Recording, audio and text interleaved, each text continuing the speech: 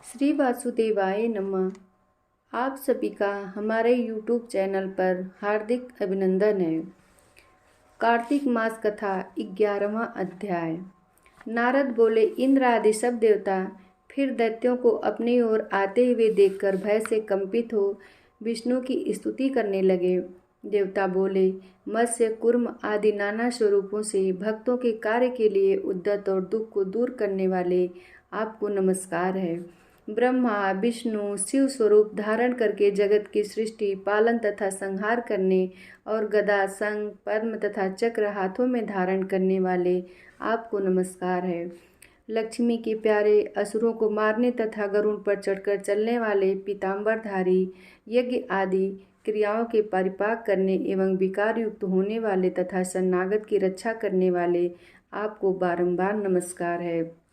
दैत्यों द्वारा तापित मनुष्यों के दुख रूपी पहाड़ को ध्वंस करने के लिए वज्र रूप तथा शेष नाग रूपी सैया पर सोने वाले सूर्य चंद्रमा रूपी दो नेत्र वाले आपको नमस्कार है।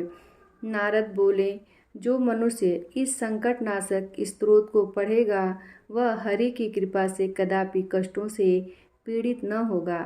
इस प्रकार जब दैत्यों के शत्रु भगवान ने देवताओं की विपत्ति जानी तब क्रोधित और खेद युक्त हो तथा उठकर भगवान शीघ्र गरुड़ पर चढ़कर लक्ष्मी से बोले, तुम्हारे भाई जलंधर ने देवताओं को बहुत दुख दिया है, इससे उन देवताओं द्वारा बुलाया गया, मैं युद्ध के लिए शीघ्र जाऊंगा। लक्ष्मी बोली, यदि मैं तुम्हारे प्यारी और सदा भक्त हूँ तो हे कृपा निधे, मेरा भाई युद्ध में क्यों तुम्हारे हाथों से मरने योग्य होगा। श्री भगवान बोले, रुद्र के अंश से उत्पन्न होने और ब्रह्मा के वरदान से तुम्हारी प्रीति से यह जलंधर मेरे मानने योग्य नहीं है। नारद बोले, ऐसा कहकर गरुड़ पर चढ़े शंख चक्र गदा और नंदक को धारण किए भगवान जहाँ देवता स्तुति कर रहे थे वहाँ शीघ्र पहुँचे। इसके अनंतर अरुण के अनुज गरुड़ के प्रचंड पंख के पवन से पीड़ित और बादल से उड़ाए गए दैत्य आकाश में मेघों के समान उड़ने लगे। उसके बाद जलंधर दैत्यों को पवन से पीड़ित देख क्रोध से आकाश में उछलकर विष्णु के समीप गया और बाणों से आकाश को अवकाश रहित अर्थात बाण पूरित करते हुए भगवान तथा दैत्यों में बड़ा युद्ध हुआ। विष्णु ने अपने बाणों से दैत्य के छत्र धनुष और घोड़े काट दिए और उसके हृदय में एक बाण मारा। तदंतर वह दैत्य गदा हाथ में ले अति शीघ्र उछलकर गरुड़ के मस्तक में मार के उनको पृथ्वी पर गिरा दिया। विष्णु ने हंसकर उसकी गदा को खड्ग से काट डाला। तब उसने विष्णु के हृदय में एक प्रबल घूसा मारा। पश्चात वे दोनों बलि बाहु युद्ध और मल्ल युद्ध करने लगे। वे बाहुओं से घूसों से और घुटनों से पृथ्वी को शब्दमान करते हुए युद्ध करने लगे। वे दोनों बहुत देर तक सुंदर युद्ध किए। तब प्रतापवान विष्णु मेघ के समान गंभीर बाणी में दैत्यराज से बोले, हे दैत्येंद्र, तू वर मांग, मैं तेरे पराक्रम से प्रसन्न हूँ।